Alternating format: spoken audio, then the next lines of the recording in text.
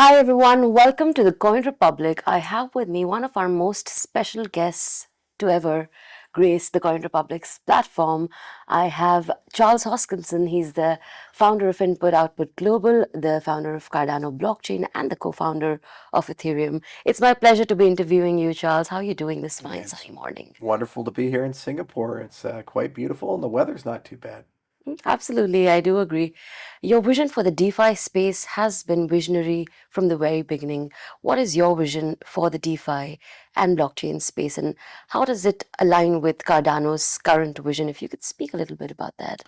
I always tend to think in terms of generations because it helps remind people that this is a marathon, it's not a sprint, and there's only so many problems you can solve at the same time. And so Right. when I first entered the space, it was right in the middle of the first generation. And the real core goal of the first generation was decentralized money, decentralized value transfer. So with Bitcoin, people were really obsessed of how do we move value to people anywhere in the world with no middleman and no counterparty risk. And that seems like a simple idea, but no one had ever solved that problem. Yeah. And people had tried for decades and decades since the advent of the internet. So right around 2013, people said, okay, well, if that's a mostly solved problem, Bitcoin's working, it's been around for a while, it's survived collapses and growth. And so they said, well, problem is just teleporting Bitcoin around isn't very useful to anybody. Right. You need more. You need programmability. It's kind of like when JavaScript came to the web browser. So smart contracts came into the conversation, and with smart contracts, that gave people the ability to actually start the DeFi space and NFTs and these types of things. The challenge is that while smart contracts are great, it's a very finite, very expensive resource. So the third generation, which is where we're currently at as an industry, is about halfway through it. It's all about Mm-hmm. scalability, interoperability, and also the consequences of success, namely governance. Mm-hmm. And so governance is saying, well, hang on. Normally, Mm-hmm. when we have products, we have like Windows to Microsoft or Right. the iPhone to Apple. You have some sort of company that's in charge of it, and they have the roadmap, and they decide what's the next iPhone, what's the next version of Windows. Right. The challenge with crypto is nobody's in charge. So how do you deal Yeah. with a really complicated ecosystem, complicated DeFi application, complicated utility, but have no product management from a Mm-hmm. traditional sense? You have to be Mm-hmm. completely decentralized. So that's what we're kind of dealing with as an industry as a whole. And I'd say we probably have another year or two left to fully resolve these problems and get them to a point where we, like Bitcoin and Ethereum, feel relatively comfortable Right. with the solutions we have. And then we are now kind of staring to the next generation of DeFi. The fourth generation is really about bringing all the chains together, so the Mm-hmm. interoperability Mm-hmm. between the chains and all the standards there, and also getting beyond tokenomics as an incentive. And Right. so, because there's like 40 plus thousand projects, I've lost track of them, there's too many. Everybody's got a token and we're horrendously fragmented. We Yeah. need a Wi-Fi moment to kind of bring the industry together from an incentives perspective, and then add in the two missing pieces that allow real world assets to come in, so Yeah. privacy and identity. We really, really need private smart contracts, and we really need some form of an identity system Right. so that we can do compliance and regulation and all these missing pieces, which are still incompatible with the Web3 Mm-hmm. world. Mm-hmm. But I'm very optimistic. I mean, there's so many amazing things and people. The Right. standards bodies have done a great job with like DIDs. We have projects like Midnight, for example, we're building on Right. top of Cardano. So it's a very vibrant, fertile world, as you saw in Token 2049, Mm-hmm. like 25,000 people here. It's very busy, Absolutely, and that's a good thing. absolutely, absolutely. You spoke about governance. Cardano recently launched on-chain governance onto the blockchain. If you could talk a little bit more about that, how it differentiates Cardano from the other blockchains, hmm and what are some of the key milestones that we're looking at? So we spent about 2 years as an ecosystem having conversations with people in more than 25 countries to basically get to a baseline of what would minimum viable governance look like in a completely Right. decentralized way. So really you need three things for governance to work, regardless if you're governing a club or a nation state, Mm-hmm. the whole spectrum.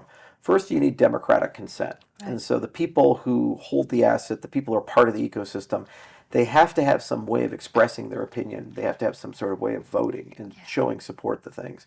Second, you need good institutions. And what institutions do is they take highly complicated conversations like Mm-hmm. what should a roadmap be? What should the budget be on an annual basis? Which involve thousands of conversations and a lot of domain expertise, and they turn it into a simple yes or no question. Mm. And then you need constitutional representation, and constitutional representation is the why are we here? So what's the Bill of Rights of our system? What freedoms and rights the users have are we protecting? So every good governing system has some sort of blend of institutions, constitutions, and consent. You have to have those. So what we tried to do over a 2-year period with Cardano's governance system is kind of build up the corpus of all three of those things. So with respect to the institutions, institutions like Intersect were formed, inspired by the Linux Foundation. And what that did is it created a members-based organization for people to join to talk about the roadmap, the budget, and other areas of significant concern and have those adult conversations. Second, an on-chain governance system was constructed so you can elect people and people can serve in those roles, and there's a way for ADA holders to vote for them. And third, we're having a constitutional convention to write those fundamental rights down. So right now, as we speak, there are 63 workshops being held in 50 countries. Each of those workshops will elect delegates. Those delegates will converge to Argentina at the end of the year, which is going to be fun. And we're going to put together a final constitution and then ratify that constitution on chain through the on chain government. So that gives us then the ability to govern. And when you think about governance, there's three properties there: efficiency, effectiveness, and integrity. So there's the blockchain trilemma. I kind of call this the governance trilemma. It's really hard in practice to get all three all the time. So efficiency is how quickly you make decisions. Effectiveness is what are the outcomes of those decisions? Are you making good decisions or bad decisions? And integrity is, are you maintaining the founder's intent, the Bill of Rights of your system? So when you look at systems like Switzerland, for example, very high integrity, human rights are well protected, and also very effective. When they make decisions, historically Switzerland makes very good decisions. Unfortunately, it's a very inefficient system. They're very slow. It takes, they'll be arguing over building a skyscraper in Zurich for 30 years or something like that. Now, when you look at China, it's very efficient and quite effective over the last 30 years. But a lot of people would argue that they don't value human rights as much. So the integrity side is quite compromised. So it's hard in practice to get all three. So if you have a good governing system, you have good democratic consent, good institutions, and a strong constitution with respect for it, you have a shot at demonstrating those three properties. The system makes good decisions, they make them rather quickly, and then also those decisions don't violate the founder's intent of the system. Absolutely. Now, the burning of Genesis keys that was recently introduced aims to push Cardano towards full decentralization. If you can talk about how this can mark a landmark moment for the community and what are its significance from a practical point of view. So the Genesis keys were always a little bit overrated because while they gave a collection of entities the power to kind of push an upgrade, the upgrades of the system still had to be approved by 75% of the stake pool operators. And so there was a great degree of decentralization there. The thing is that there was always this relationship between those who push and those who accept. Those who push were static. And now it's dynamic. So the on-chain government basically has the key authority for 7 different governance actions, including treasury withdrawals for the first time ever. There's $600 million worth of ADA that's available for community spend. Protocol parameters, the hard fork system, basically everything to run and operate the Cardano blockchain is in the hands of a fully decentralized government, which is elected. Basically, the ADA holders put these people into power. So we're at an interim government right now where all of that's turning on, and there's 2 hard forks to get there. We just had the first hard fork, and there's a clock ticking for 90 days to turn on the next hard fork. And at that point, there's an end-to-end, fully operational on-chain government for the first time ever. And I hope that this can eschew some of the problems that people have had with DAOs, as well as other ecosystems that embraced on-chain government, where they've had trouble either making decisions, or they make the wrong decisions, or it takes too long to make decisions, or they don't make very effective decisions. So, so I think we have the right balance, but this has been a lot of work, because there's so many people all around the world that have had to come together, who have never met each other before. They speak different languages, they come from different cultures, and they kind of have a different view of what good governance is. Some people don't live in democracies, they live in dictatorships. Some people live in oligarchies. Some people live in very different political systems. So to get consensus on a global scale, it's almost like running the United Nations or something like that.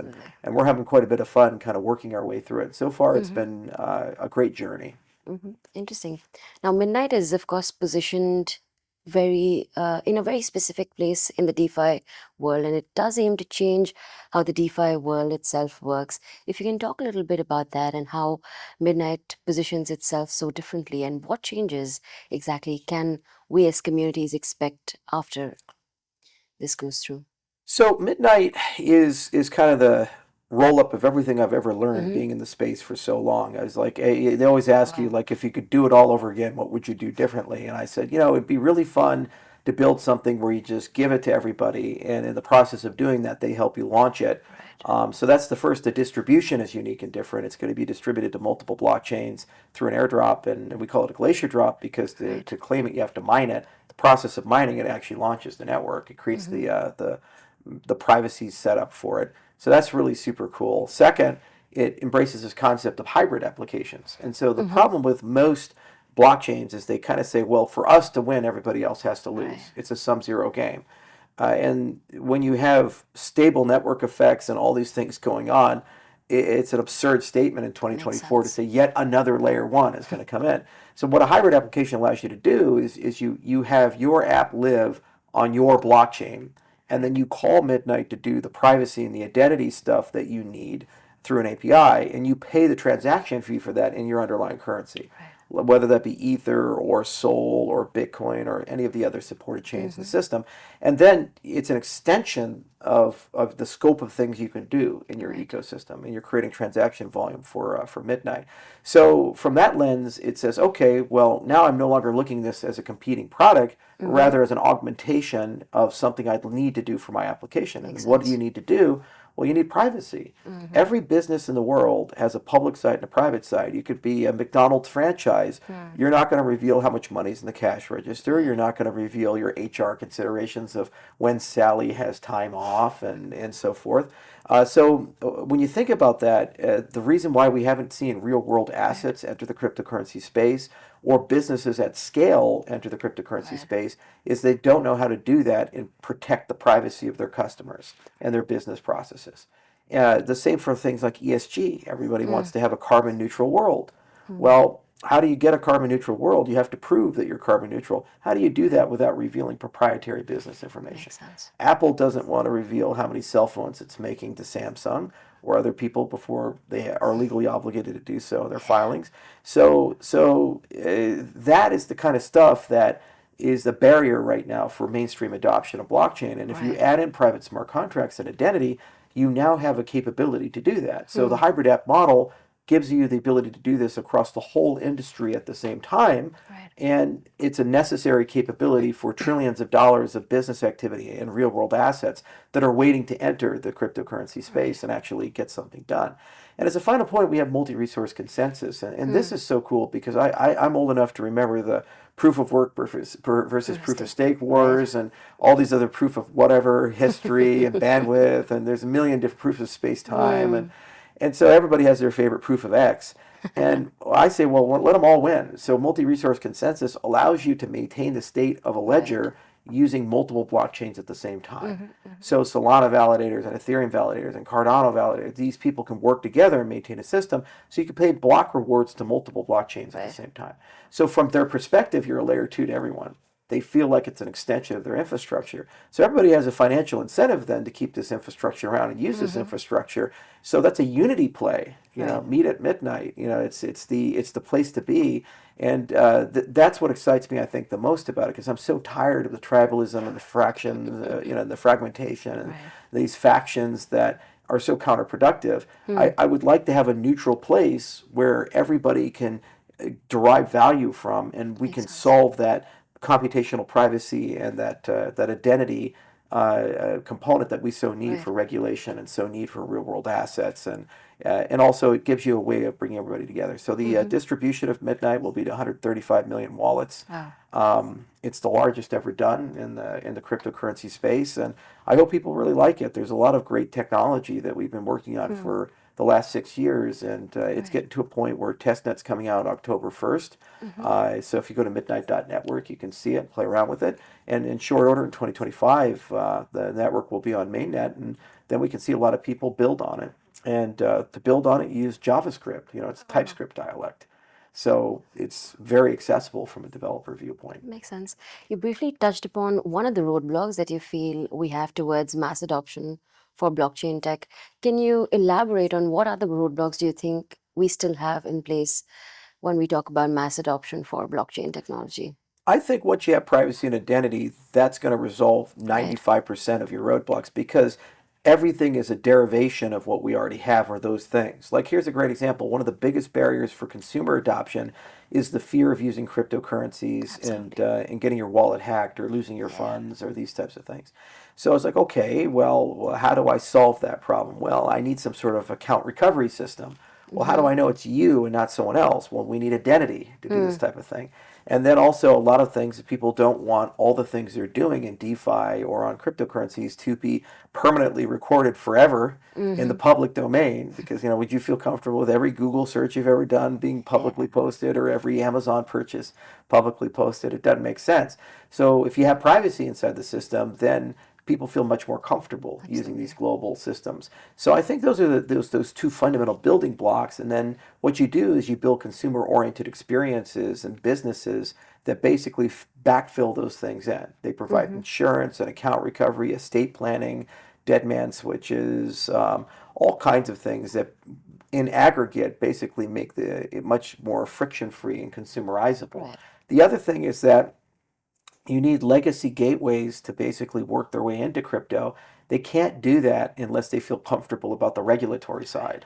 And that's always been a big barrier for adoption. As they say, what is my KYC and my AML? How do I build a regulatory schema where we're not going to get sued or fined? And even the big guys like JP Morgan Chase, Hmm. they've been, $19 billion in compliance failures in the Right. last 20 years. And they're one of the largest banks in the world and they have a huge compliance team. They still have these issues.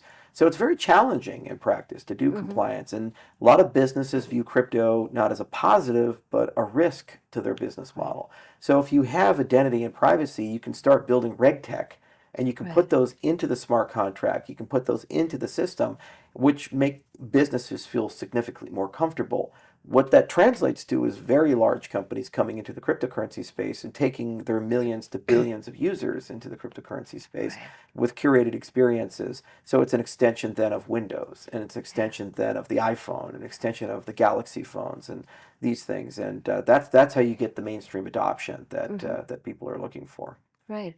I was wondering if you've had obviously an illustrious career. I was wondering if there was one thing that you could change about what all you did. What would that be? One or maybe a few. Oh my Lord, I should write a book on it.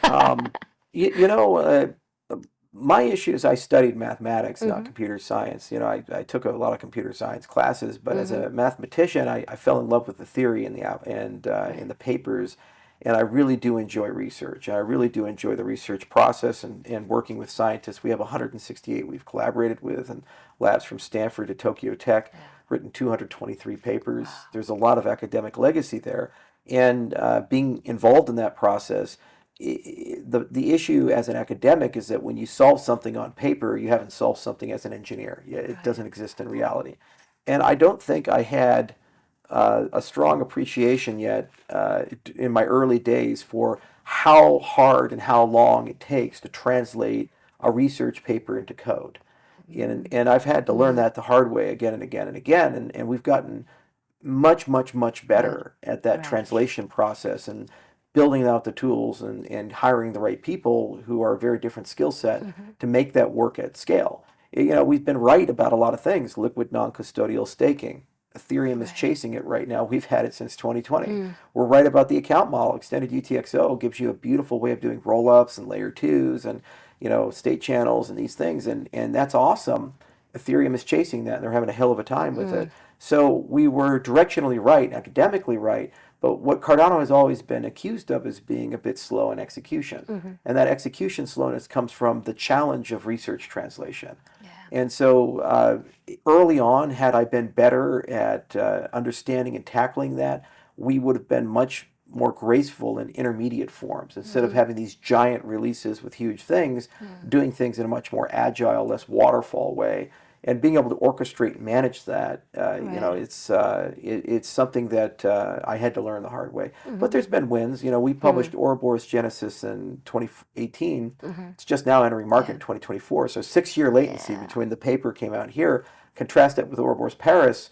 The paper is going to be published here in just a little bit, but the paper is also being published with a formal specification and everything that you need for research translation. So it's already going out to RFP for implementation, and I Right. expect it to be in market next year. Oh. So we've gone from like 6 years to less than a year from Mm-hmm. when paper is published to Mm-hmm. implementation. So that's a really good improvement, and I think a lot more can be done. But unfortunately, you can't get that time back. And had we been a little faster, Yeah. there would be no Ethereum. We would have been the number one actor and taken out that space. So Right. it'll just take a little longer. But Cardano was founded in Japan, Mm-hmm. and we have a very Japanese mindset about these things. So we look at stuff in terms of decades. So Right. even if the first decade's not perfect, it's just an opportunity to make the next decade better. And we're Absolutely. still around, and we'll still keep growing and thriving. It's a great ecosystem, and it really Right. it's picking up steam. Absolutely. As an entrepreneur, when you're trying to scale up, what have been your two great learnings and some great challenges that you faced in this journey?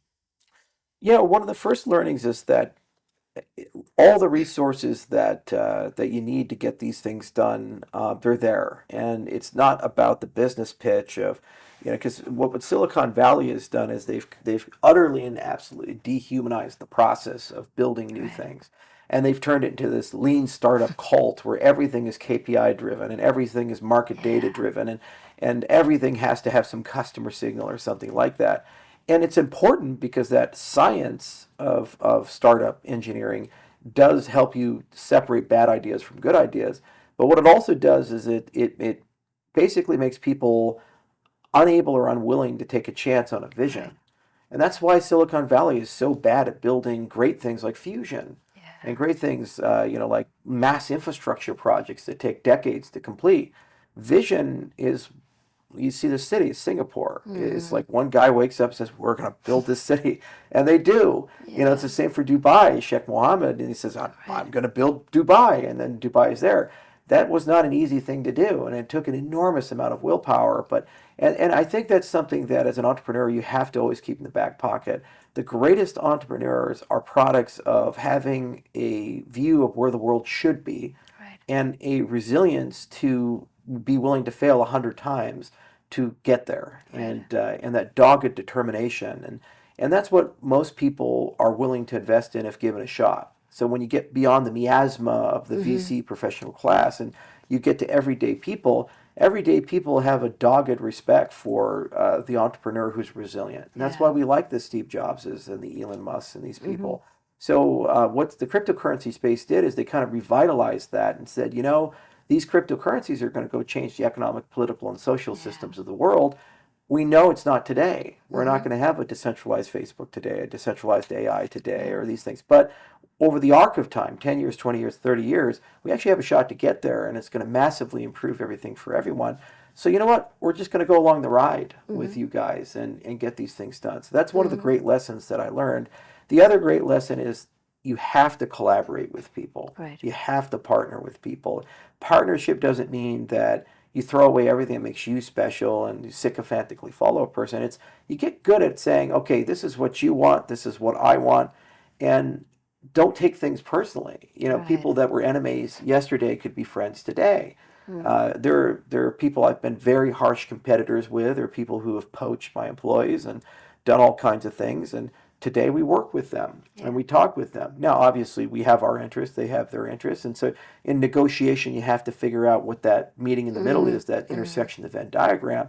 But after it's all said and done, partnership is how you get things done. The Absolutely. most effective ecosystems and the most effective businesses are the product of hundreds, if not thousands, of companies and individuals come together and finding mutual benefit Mm-hmm. in partnership and getting things done.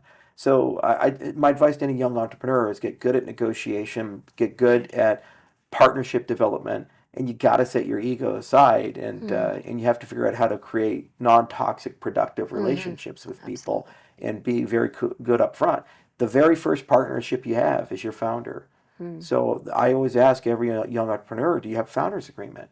I trust them and everything. It's like, don't do that, because you trust them now. 3 years, 5 years, there's money on the table, there's stress. Somebody got married, somebody developed a drug problem, somebody did something.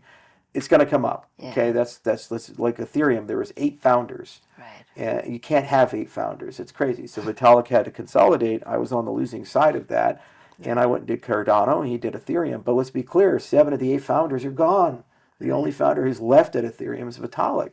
Right. So founders agreements are vital because upfront you come to terms, and then if you do have to make a change, everybody already knows what that means. Right. So you never even have to have that conversation. You just say, well, okay, well, it is what it is. Let's move forward.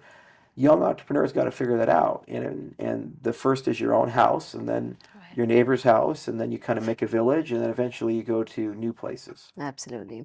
You said that since Cardano was built in Japan, you guys have a decade sort of a vision. What is your 1 decade vision for Cardano, for the blockchain space, Charles? So we've kind of gotten through the first decade, Byron through Voltaire, and it was beautiful Right. and elegant and amazing, but you can't watch the same movie again and again. You got to have sequels, and Right. as good as New Hope is, The Empire Strikes Back was better. So in October down in Argentina, I'm going to outline a vision for kind of the next decade, give or take, and part of it's technological, but then also we have to have a real adult conversation about branding, marketing, partnerships, and growth. Right. Because that's an area where Cardano has been a little weak. It's tough when we see the future and we've been right about so many things as an ecosystem, but to not get credit for that, or for people not even to acknowledge that we solve these particular types of problems. So to me, it's vitally important that we address that. The other thing is that I'd like to see millions, if not hundreds of millions of more people enter the Cardano ecosystem and actually start using the technology. It's ready for prime time, and we bled and suffered and sweated for all this to get done, and it would be a shame if we don't get that adoption curve. So for the next 10 years, I'd like to see a systematic plan, and you do that again with partners. So it's not a great leader, it's a coalition. You have to bring a large group of the willing together, and that coalition of the willing is going to basically get it to the next level. And what really gives me hope is there's so many great leaders now in the Cardano ecosystem. We have hundreds of dApps that have been built with great CEOs and great teams.